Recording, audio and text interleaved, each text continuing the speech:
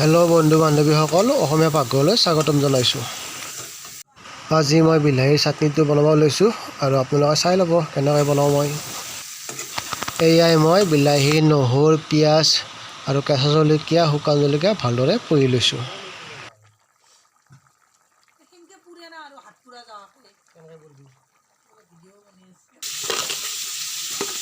এতিয়া মই সোৱাদ অনুযায়ী নিমখ, মিঠাতেল, ৰেড চিলি গুড়া আৰু অলপ জিৰা দি লৈছোঁ।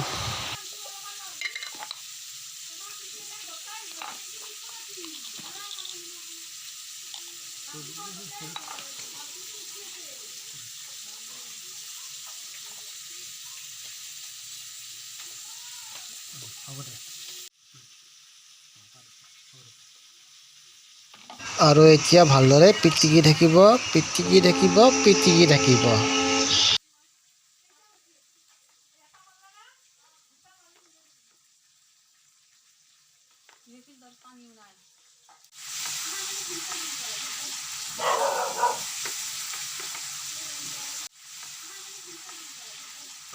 এতিয়া মোৰ বিলাহী পোৰা চাটনিটো ৰেডি হৈ গ'ল।